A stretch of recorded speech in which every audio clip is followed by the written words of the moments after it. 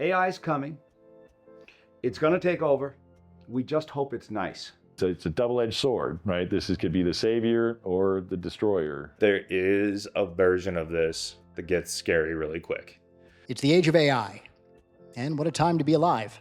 I'm Josh Rubin, and I've spent the better part of 20 years covering national politics, the economy, tech, natural disasters, you name it. But I've never seen anything quite like this. We know exactly where this is going to go. He called human labor a tax. I think AI will probably, most likely, sort of lead to the end of the world. But in the meantime, there will be great companies created. I think the weaponization of AI is the biggest danger. Okay, that last one was from Terminator director James Cameron, but you get the idea. I warned you guys in 1984. You didn't listen.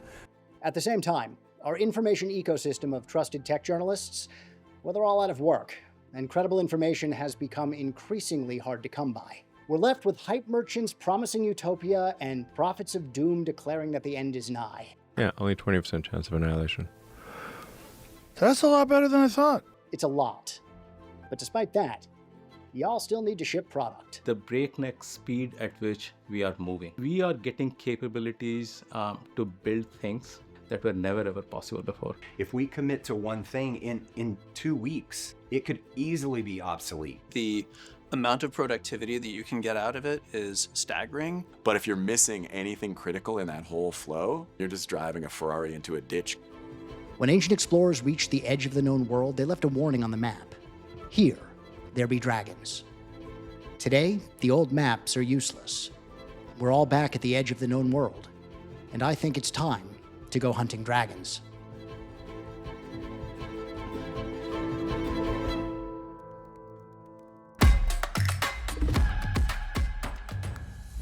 The engineering leaders navigating AI's disruption right now don't have all the answers.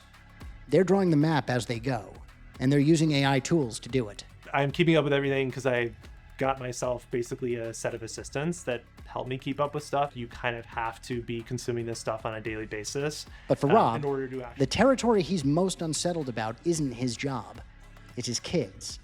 Like many parents, he assumed education would remain the first step towards a stable career.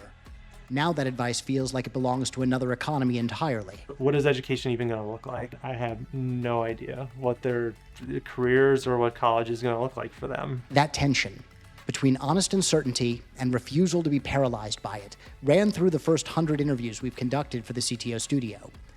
These conversations weren't a referendum on whether software engineers still matter. They were dispatches from the leaders actively exploring and facing the dragons that they've found, and sailing forward anyway. The first thing almost everyone described was speed, and a fundamental shift in who gets to build.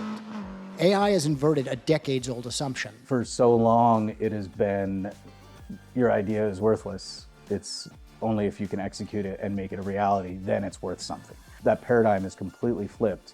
Something that used to take a team of 10 can be done by one person today with the right tooling and AI agents. Now you can literally spin up something in an hour or two, bring it to an engineering team and say, how do we get this out and test it with users tomorrow? How do you go and have an idea in the morning and have users experiencing it by the afternoon and seeing if it works or not? And for designers and product leaders, that speed completely shatters the old workflows. I can't remember the last time I opened Figma for a canvas because I feel like now, even within Claude Code, you kind of iterate like 10 times faster than you would. We did all of the wireframes in like 3 days. Productivity boosts are real. The cheap execution, however, created its own issues. For years, writing code was the expensive part. Now the work is migrating elsewhere. Sarah Griffiths, CTO at Weedmaps, says the bottleneck is moving all the way to the top. So our bottleneck, as opposed to coding, is now in what I would call opportunity discovery or solution discovery. So really thinking through what are the things that are best for the strategy of the business. And downstream, the bottleneck hits the code itself. Coding is probably the easiest part of it. The hardest part is the architecture. And then on the tail end, you have to be able to review all the code and understand that it made a mistake or there's a security hole here. AI is generating code. That code can have vulnerabilities. People are realizing like, oh man, if we're gonna do this, we need to figure out how to use security properly, use security tools properly. I feel like it's moved everyone upstream towards strategy and intent. And on the engineering side specifically, it's moved people also downstream to being custodians of the code. Custodians of the code. It captures the uncomfortable middle of this transition. Engineers overseeing AI-generated output that they didn't personally write. It's a paradox Frank Lycia has seen firsthand. I was speaking to one team recently. They do everything on their team with AI, including the testing. And ironically, when I was talking to the CTO, he thought he was going to need way fewer engineers, but what he didn't expect that he was going to need way more QA engineers, because the amount of code that they're outputting can be subtly wrong. So he actually needs more humans in the loop, not fewer. The most morally complicated terrain in these interviews wasn't about layoffs or data centers. It was about the next generation of engineers.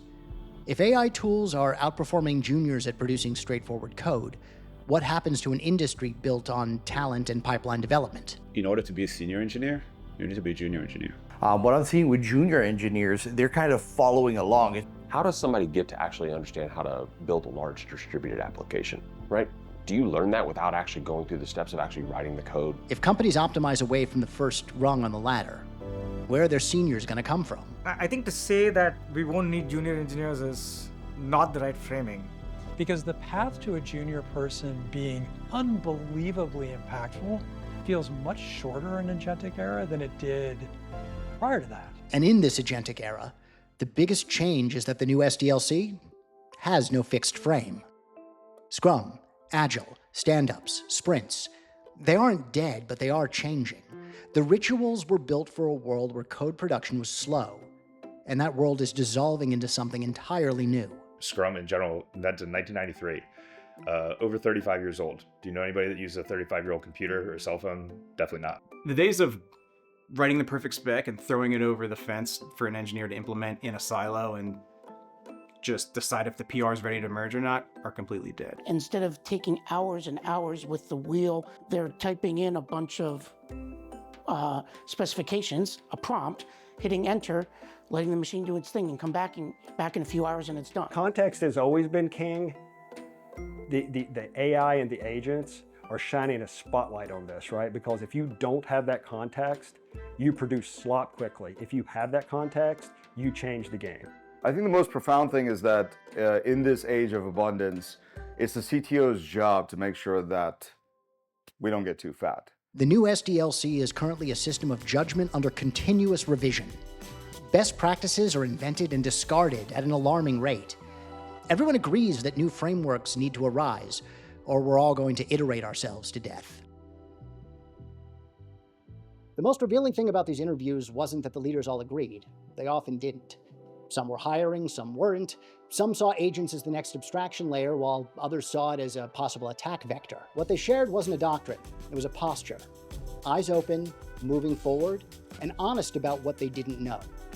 The old cartographers who wrote "Here be dragons" were marking the limits of their knowledge. The leaders in these conversations are doing something harder. They're going past that line, taking notes, and sending back dispatches. The terrain is genuinely uncertain, and the dragons are real. But for those brave enough to keep exploring, so are the opportunities. We're looking for more builders pushing into uncharted territory. If you're one of them, we want to hear what you found. The edge of the known world is crowded with interesting people. Come find us there.